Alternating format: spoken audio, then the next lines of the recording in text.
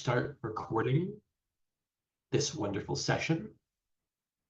And again, if you just are joining now, welcome. This is the Resume and Elevator Pitch Workshop with Arena. My name is June Borst. I use they, them pronouns. I am the Deputy Director of Career Development here at Arena. And there are many members of the Arena team with me.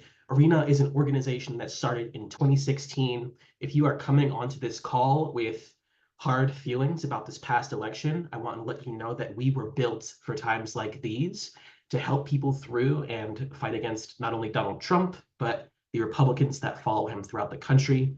If you're here to take your first step into politics, or you're coming back after the recent cycle, welcome. We're glad to have you. A little bit about what we do at Arena. We offer 4 categories of services. We provide training for those who need it so that they can win campaigns in their state, career support so that we can help you get from cycle to cycle, community engagement so that you're never fighting alone, and of course, the Arena Toolbox, a curated collection of tools to help you no matter where you are in your campaign. I also want to remind you, I know that many of us got here because of the Job Search Accelerator programming. We are halfway through the sessions in November, so make sure that you sign up for the upcoming ones, especially the Job Hunt Power Hour and the Careers Fair coming up this Thursday. Want to make sure to get your resume out there to all the employers once you improve it today. Speaking of today, we have a few goals. The first of which we're going to understand the #1 goal of our resume. We're going to conceptualize how to format and write your resume. We're going to build your elevator pitch. And then we're going to talk a little bit about how Arena can help you. Please take a moment, if you can, to grab that resume from wherever you're currently hiding it. We are going to be doing some work on it live. So with that said, let's dive right in. The first thing I want you to think about is how you feel about your resume right now, and what would you like to focus on for revisions? Because as we go through the session today, we're going to be making those live changes and updating your resume with a series of Arena tools. But before we get into this nitty-gritty, I want to ask folks, what's the #1 goal of your resume? Feel free to drop this into the chat, which I'm going to open now to see the answers.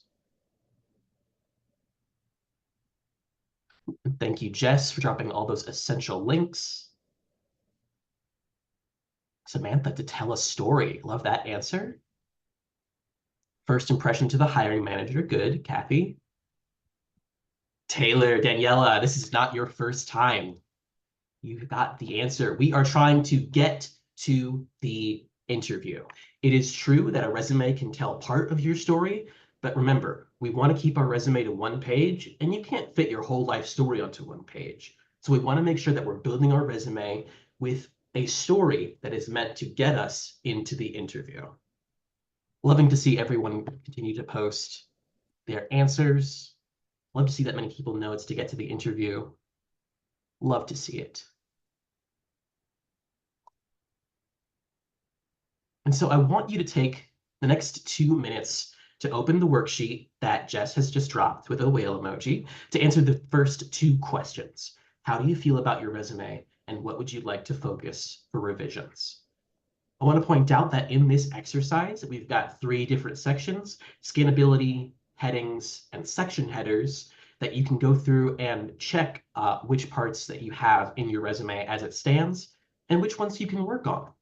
And this will be the starting point for the work that we do today and the work that we do after this session. Whitney, I hear you. It can be super hard to fit 38 years on 1 page, but I want to just remind everyone here of the cheat code. You do not have to fit 38 years of your experience on 1 page. All we need is the experience relevant to the resume. But why is that the case? I hate to tell you this, but the 1-page rule is real. You may have heard this before, but your resume needs to be 1 page so that hiring managers have enough time to peruse it and make sure that you're right for the job. Now, for anyone who has more than 10 or 15 years of experience, this can vary. However, you really want to keep it to 1 page because that will be most effective at communicating your story and your experience to hiring managers. And so I want to start where a lot of resumes start, and that's the format. Whether you're looking at a blank page or you're looking at your old resume, you want to make sure that you are stepping into this with the right format. And here are some good tenets that we recommend. You want to make sure that you have clear section headers and that you're using bullet points. You want to make sure that you have organization, role, and location are all easy to read. And you really want to embrace white space. And by that, I mean you want to use the white space of the page to keep your resume to one column so that it's easy for hiring managers to read quickly. Because hiring managers tend to only have about 10 to 30 seconds to read each resume. You also want to make sure that your fonts vary so that you can keep everything on one page, but make sure you don't go below 10 points of font. Lastly, you want to make sure that your margins are no smaller than 0.5. Checking the chat for any questions. Thank you again to the team, Jess and Santiago, for dropping those links. Let's continue. Here is our suggested structure for what your resume should look like. Basically, you want to make sure that you have your heading, your professional experience, your additional experience, optional, if it's applicable. Let me make sure to continue. There we go. The additional experience like Deanna has here. And this is experience that is not necessarily political. However, it informs or it has the skills listed for the work that you do, even in politics, right? Like for Deanna, a lot of her stuff is doing stuff with the Chicago Freedom School, a theater company, going on tour as a production stage manager. All of these things aren't inherently political. However, they inform and provide context for the skills that Deanna has and practices in a political environment. And of course, you want to make sure that you have your skills and training section. If you took an Arena Academy, shout out to all the Arena grads in the Zoom right now, make sure to list it here. And you also want to make sure that you are including your education at the bottom.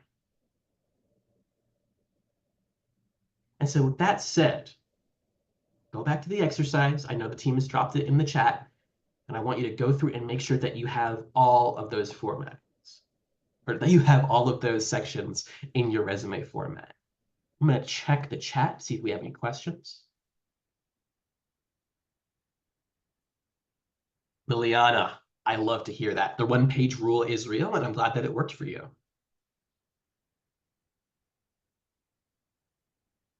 I've seen that folks are requesting access. No worries. We'll be able to provide that access in just a second. Yeah, if y'all just give us a second, it is going really slow, I think, because everyone's requesting access a few different times. So just hold on. Here they come. Okay. All right, we are providing that access. And while we wait for that, I'm going to answer a question that just dropped in the chat. Benjamin asks, would you say having a short bio near the top of your resume is necessary? And to that, I would say no. And it's not to say that many of you do not have brilliantly written summary statements at the top of your resume. However, if we're looking at the cold hard facts, a paragraph at the top of your resume does not make it easier to read necessarily.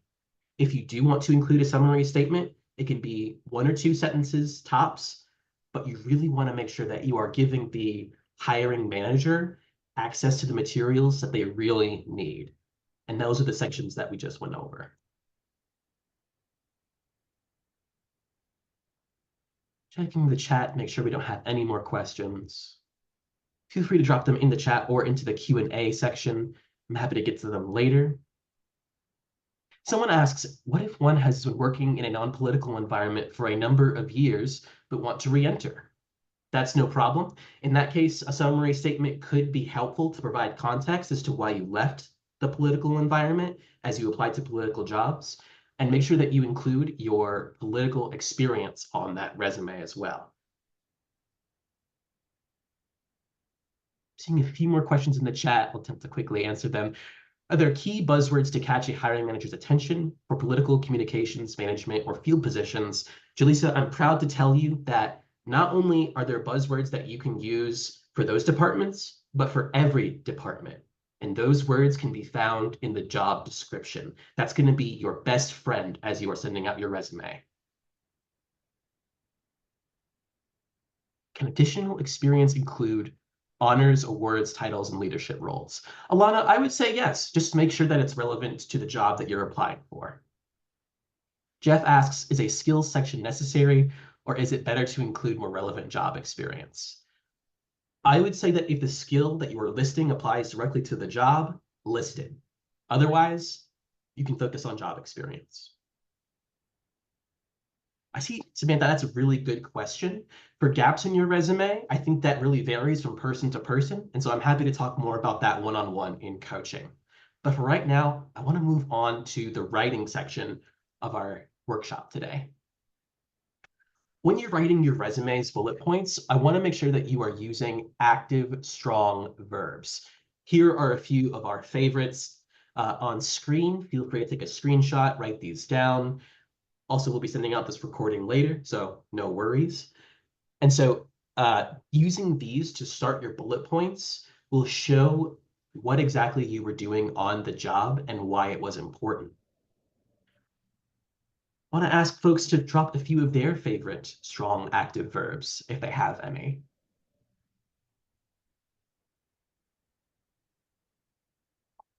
Carolyn, Veronica, I see you have the question that if you have 14 years of political experience, can you go to 2 pages?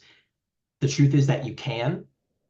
The truth is also that it will be less effective than if you had kept it to 1. So let's try it out using active verbs. Can someone come off mute and read this, what's on screen right now? Anyone at all? Worked I'm with also a loving team of 5,000 volunteer texters and 78 volunteer leaders. Fabulous. Thank you, Jewel. Appreciate you. And so what stands out to folks about this bullet point? And what does it say about what this person's role was? Precise numbers are great. We don't know what the person did in generating that body of work. Did they create it? Did they help grow it? What was their particular contribution? Bingo, Amy. Hit the nail on the head. There's some context missing here. And so here's an alternative way that you could list that you recruited, trained, and led 78 volunteer leaders who managed 5,000 volunteer texters to send 4 million GOTV messages. The difference between these two may seem like a few words, and it's true that it is a few words, but these words paint a much broader picture about what this person was doing on the job. What I think those bullet points also did well is quantify the experience that that person had, right? That's what you want to make sure that you're doing on each of these bullet points, because you want to make sure that you are demonstrating to people not only that you manage folks, but that you manage a certain number, 5, 10, 15, maybe 100, right? 100 volunteers, 100 staff members. There's a difference between those two. So using our bullet points to demonstrate those differences is really important. Here are a few other examples. One on the left says that they manage a budget to red to blue Senate race, and the other says that they managed and drafted a budget of over $1 million for a red to blue Senate race. Very, very different. Again, we see that you may have mobilized volunteers and volunteer leaders, but how many volunteer leaders did you mobilize? And where did you mobilize them, right? You see the sentence on the right specifies that it's the state's largest congressional district, which is important context that we all have access to. However, hiring managers are not going to take the time to see if you had the largest congressional district in the state. Maybe they know it already, maybe they don't, but you want to make that information easy to access for them. And this one talks a little bit about onboarding staff members and leading weekly trainings. But again, we want to make sure that we are quantifying how many people are coming and how many trainings we're holding. And the same is even true for developing relationships, right? We can be specific about what relationships we're developing and the purpose for developing those relationships, as shown in this last section. I'm gonna check the chat. Any questions? Okay, okay. Seeing Deborah and folks answer questions. Grace, can you provide a little bit more context for your question about the context for success or missed? Feel free to come off mute if you like.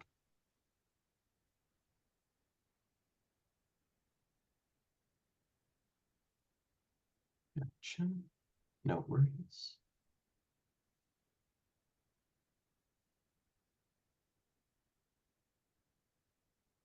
And yes, thank you, Jess, for dropping that link. We do have some resume templates for you to look at as an example. However, before you use those, we're going to do an exercise, writing your resume. You can find this in the link that members of my team have dropped below. But what we're going to do here is read the examples and update some of the bullet points using those examples and the list of active verbs that are in the exercise sheet. And then we'll have some time for Q&A. So I'm going to put on a timer for 5 minutes. Let's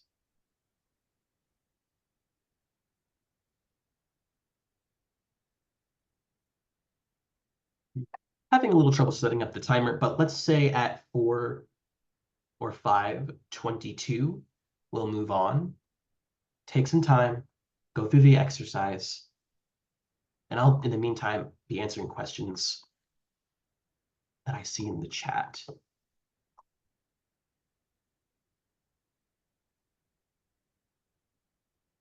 Should we note selected experience? Alana, yes, you want to make sure that you're being very selective with the experience because we only have one page that we can work with. And if you have 20 years of experience in a variety of roles, you want to pick the ones that are most relevant to the job that you are applying for, as well as what's most recent.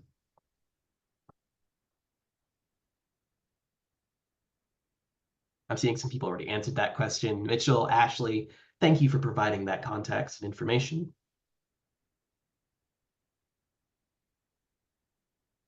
Folks, unfortunately, I cannot look at your resume right now as I have the presentation up. However, we will have a link for you to sign up for coachings with me, and we can talk more one-on-one about your resume and your application materials. I'll drop my email in the chat, or rather the careers email in the chat. There we go. And I'll make sure that we can get you signed up for a coaching. And just as just points out, we have our job search power hour on Thursday.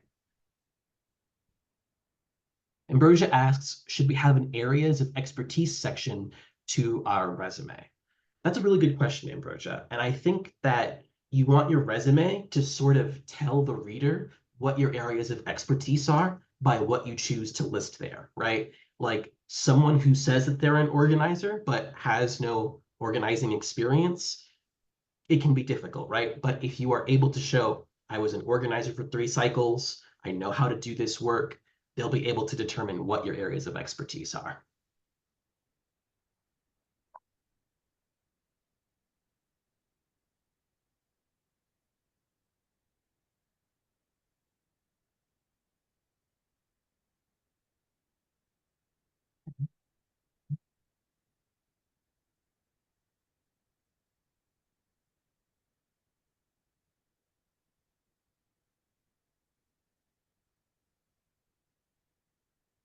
Lisa asks, if I have worked recently as a teacher, how can I write my skills and experience that certain skills translate over to legislative or political campaign skills? Jess has helpfully dropped the skills translator tool. Carlos, the careers fair is going to be this Thursday, I believe at 4 p.m. Central, 5 p.m. Eastern. We can get a link to you.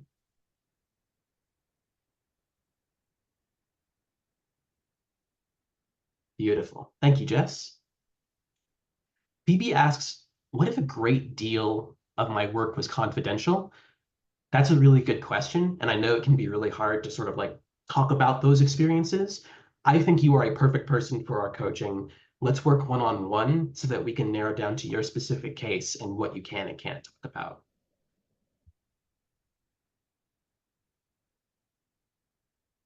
There will be additional careers fairs. We'll be doing one this month, this Thursday, and then another in December, on December 11th. Oh, thank you, Deborah. Perfect. Ashley asks, is there going to be another training program anytime soon? Make sure that you are subscribed to the Daily Digest. That's a place where we send jobs and all of the most recent Arena news. And so you'll see news about the next training program there.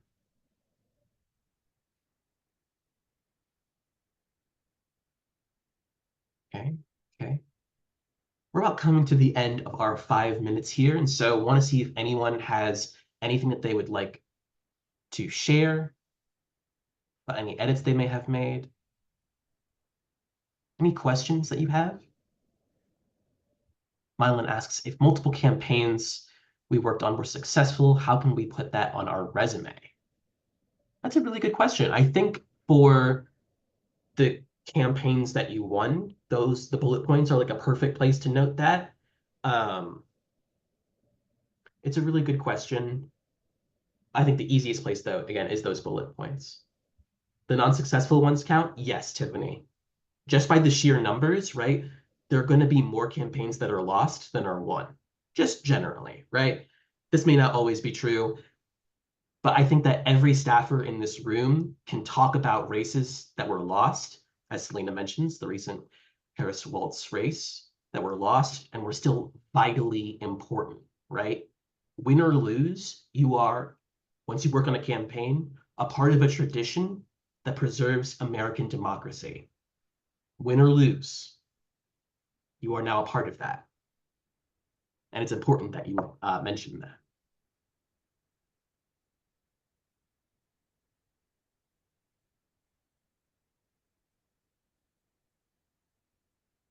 Should we include client names that we worked with too?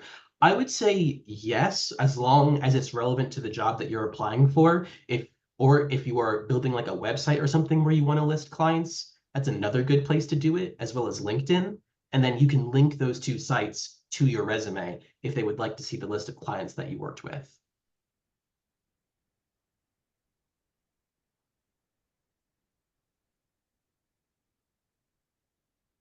And I'm glad it's working out for you. I know that it's like super easy to worry about cutting out the wrong thing, but remember, this is not a test. They gave us the answers in advance in the job description. So as long as we are tailoring our resume to the job description with experiences that are immediately relevant to that job, everything is going well. It's only us on our side because we lived those experiences and we know how important those are to us. But to someone reading, they may not have that context. They're only concerned with the roles that are most immediately relevant to them.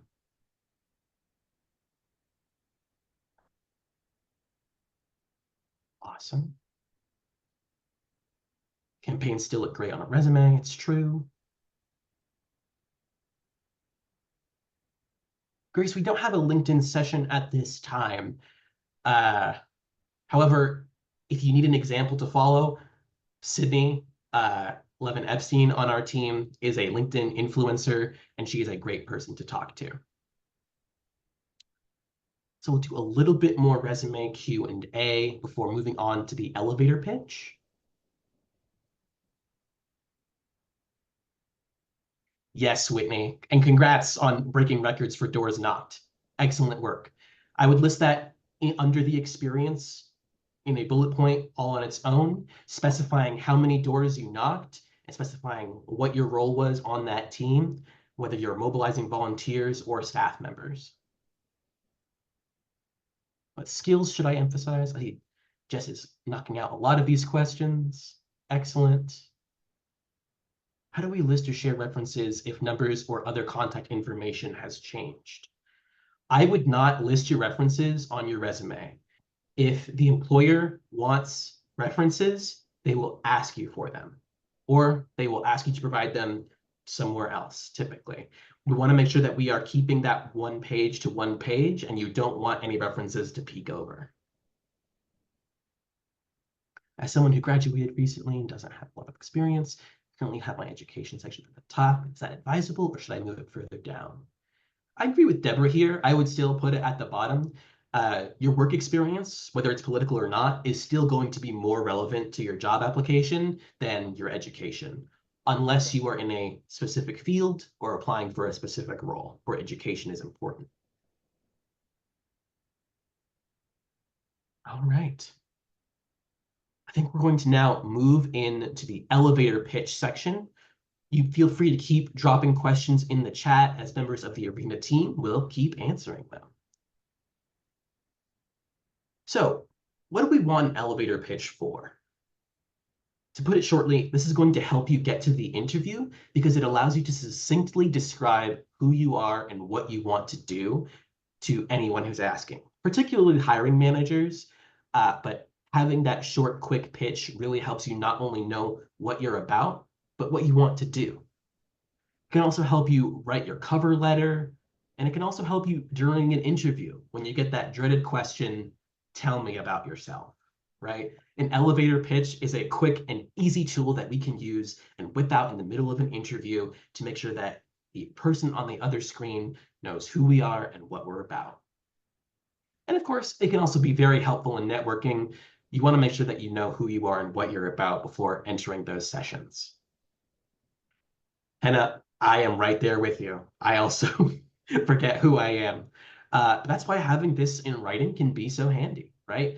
I'm a type of person where if I don't have something prepared, it can be really hard for me to improvise. But when I have that one stepping stone, I find that it's really easy to pivot. That said, everyone's different, so do what works best for you. As for what we want to include in an elevator pitch, we want to keep it to about 1 paragraph long, or 4 to 6 sentences, that answers the following questions. Who are you? What have you done? What do you want to do next? And why do you want to do it? I want to make sure to shout out the incredible elevator pitch tool that we have on the Arena Toolbox. This is a complete guide and it includes additional examples of elevator pitches that can help you craft your very own. For this session, we're just going to write a first draft based on some examples, and then we're going to workshop with a partner. And you can find this on exercise 3 in your worksheet.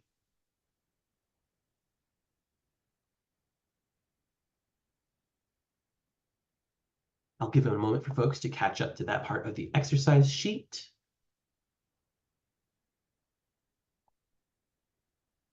So again, there are 4 parts that we want to include. Who are you? What have you done? What you want to do next? And why you want to do it. I'm going to need some volunteers to read this example. Feel free to hop off mute if you would like to read.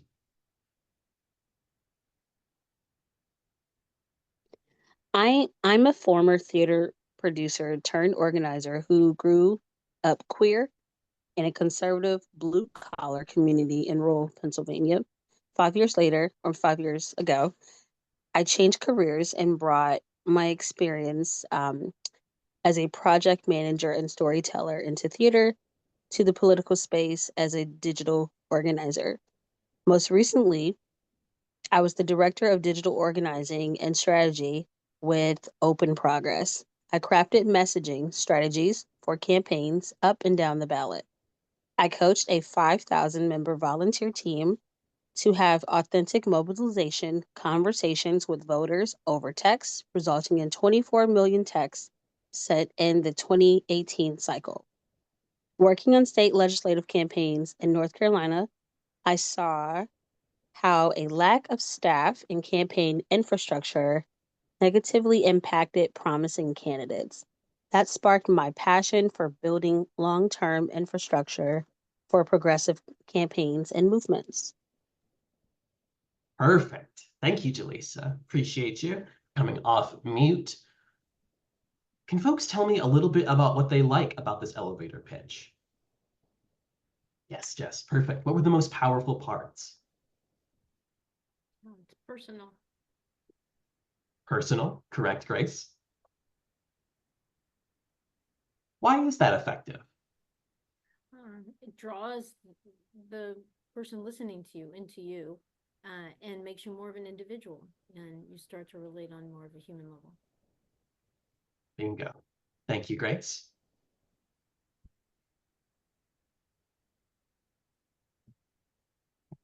Okay. Shows why they're passionate about the work. Very true, Scott. Awesome. Ties back to the role. Correct, Daniela. I would like one more volunteer who can read this elevator pitch. I can read it. Go for it, Tiffany. Thank you. I'm a Southern progressive who has always been openly queer on an island of blue in a sea of red. As I grew up, as I grew as a community organizer, I wanted to make a lasting impact, so I moved into electoral work. Before Arena, I last organized in Texas, where my team and I held daily phone banks for 150 to 200 people on average during the last month of GLTV, where I led the training.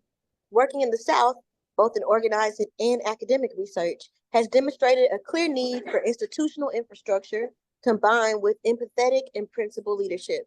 I want to contribute by offering my own skills while learning from and with those I manage. Thank you, Tiffany. Appreciate you. Well- Can anyone come off mute and tell me what's effective about this pitch? Does it answer all the questions that we posed?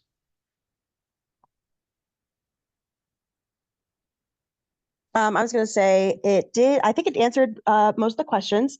I also think it was really awesome that like there was like a little bit of creativity to it. Like there were some like metaphors and visuals, and I feel like the more, I mean, because it's also kind of an opportunity to show that, you know, maybe you can write some stuff. So like, you know, you're kind of adding to your skills by being like, yes, I can craft a really good statement as well.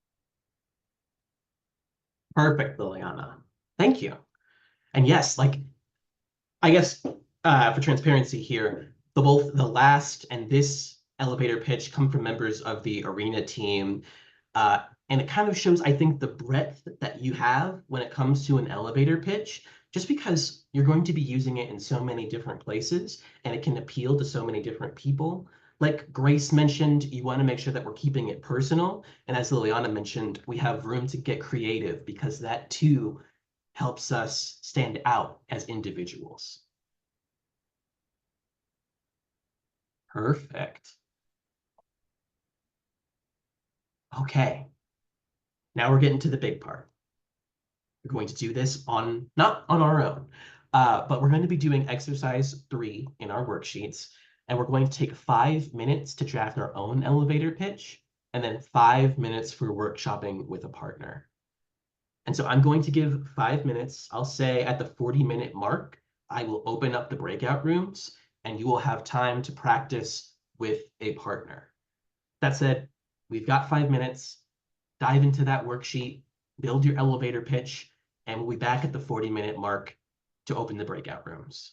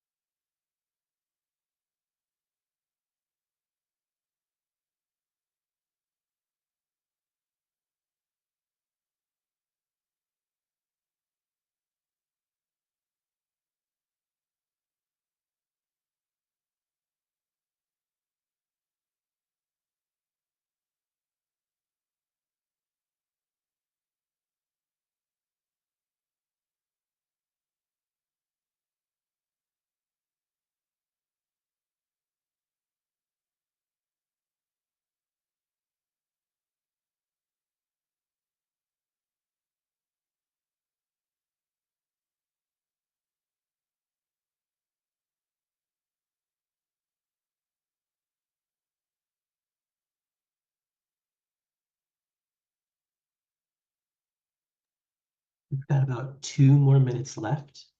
Keep writing those elevator pitches. We'll be opening the breakout rooms in 2 minutes.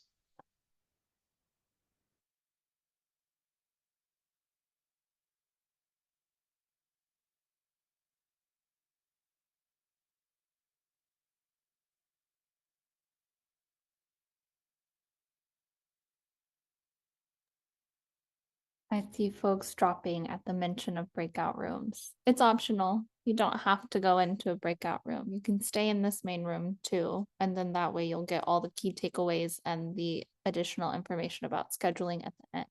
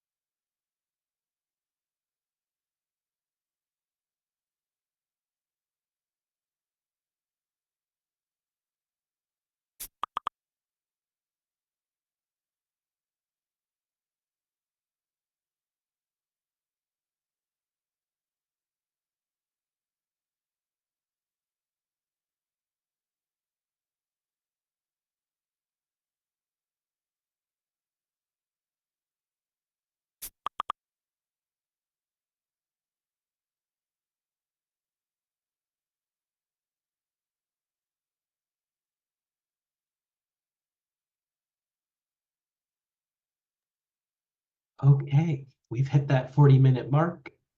Jess, are we ready to open up the breakout rooms? Sweet.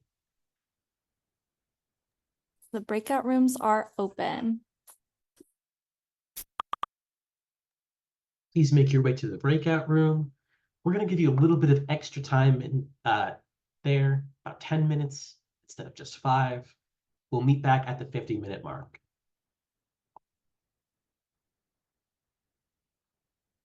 Feel free to join the room whenever you're ready to practice. If you're having trouble finding the breakout rooms at the bottom, you can click on the 3 dots that say more at the bottom right of your Zoom screen.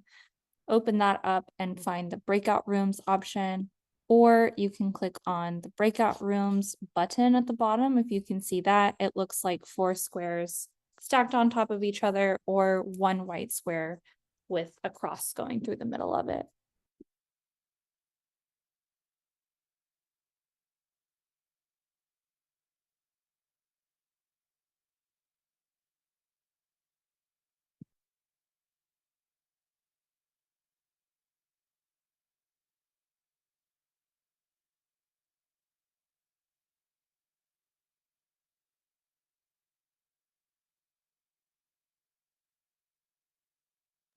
Uh-oh.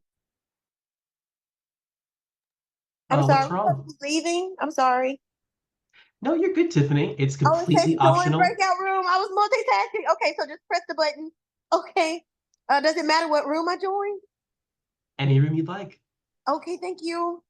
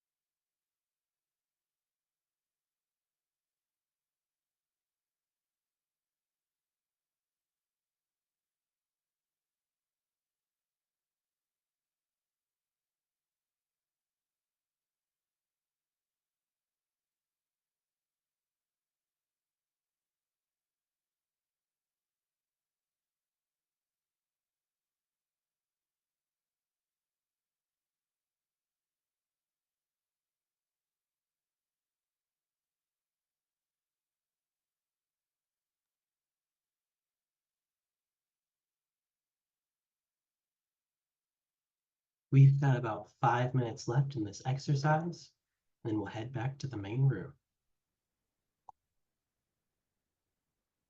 For those who just heard me, we've got 5 minutes left before we finish the deck.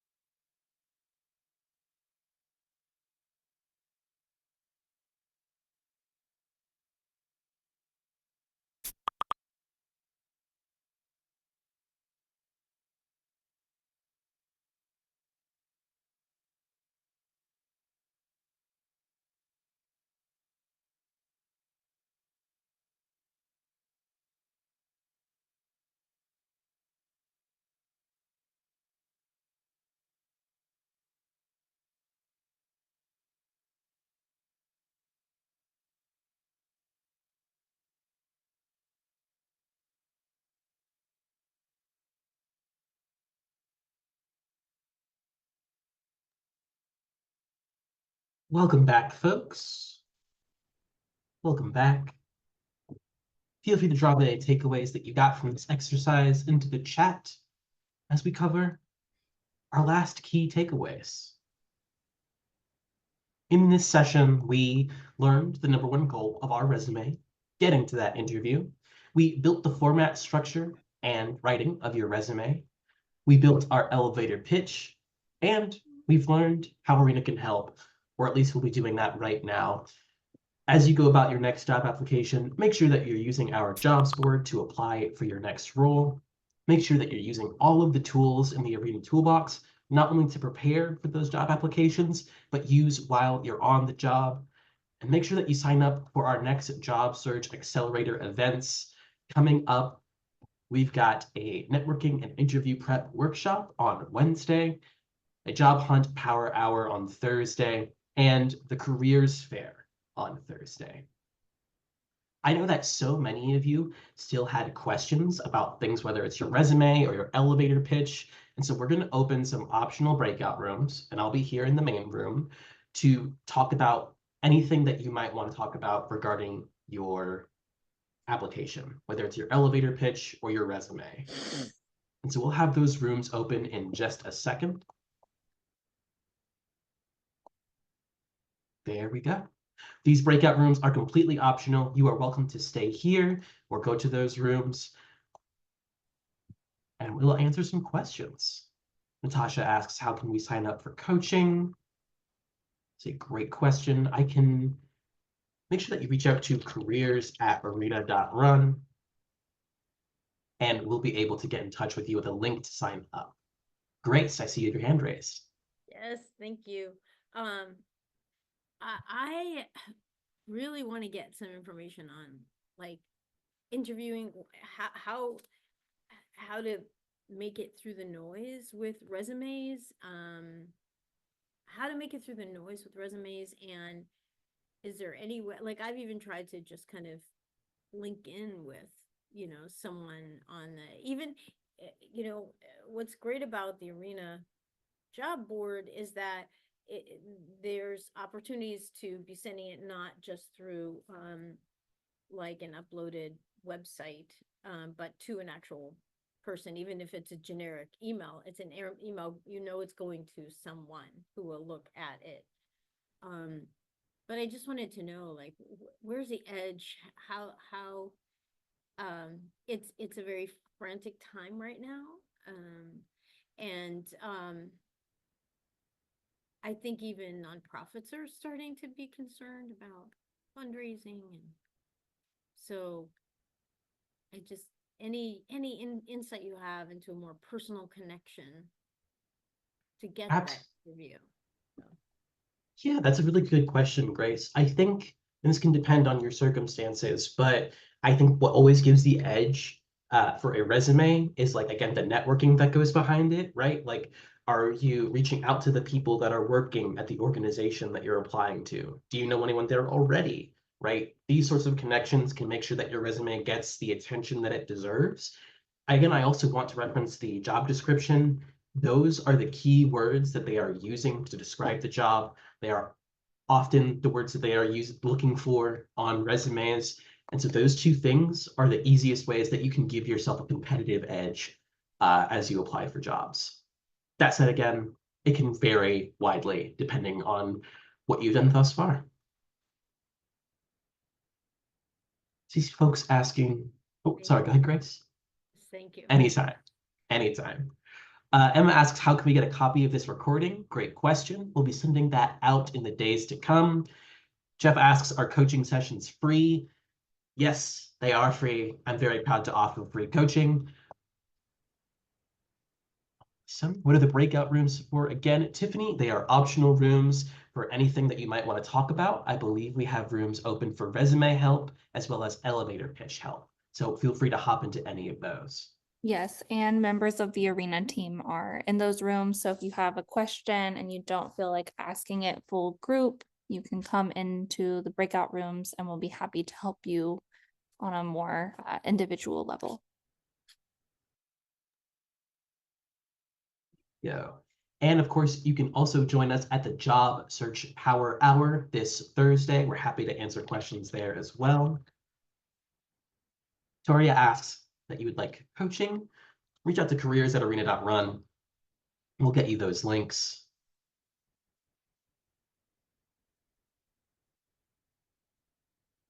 There's no link. For folks looking for the breakout rooms, you can go to your More button and click Breakout Rooms. There should be 3 dots in the bottom right of your screen that say More. And that should help you find the breakout rooms. Mitchell asks, are they wrong? Is education after better?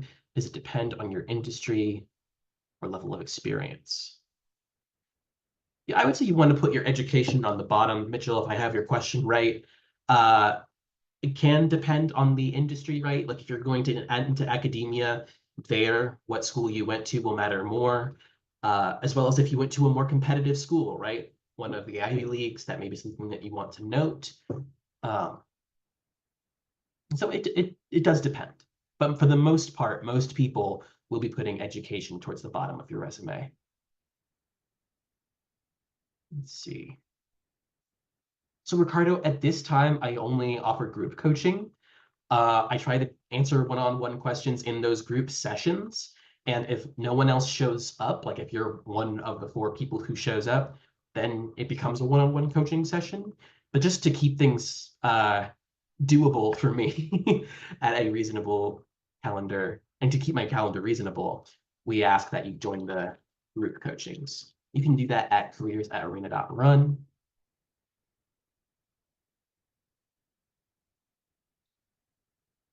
Yes, save it. That is an email that you can reach out to, and we will get you signed up for group coaching. Leah, thanks for joining. Really appreciate you.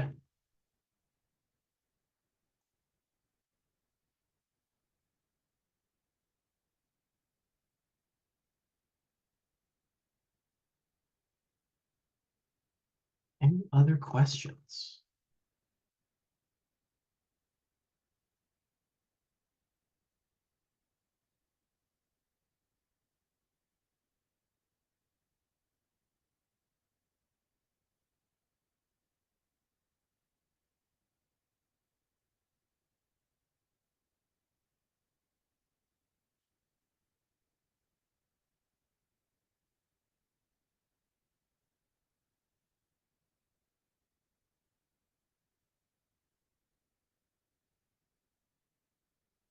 Hannah, I'm glad it was helpful.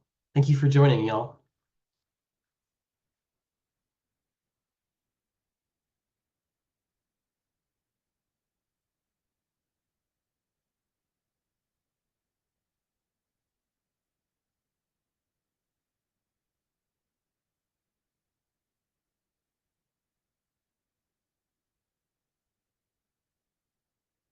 Thank you. Thank you.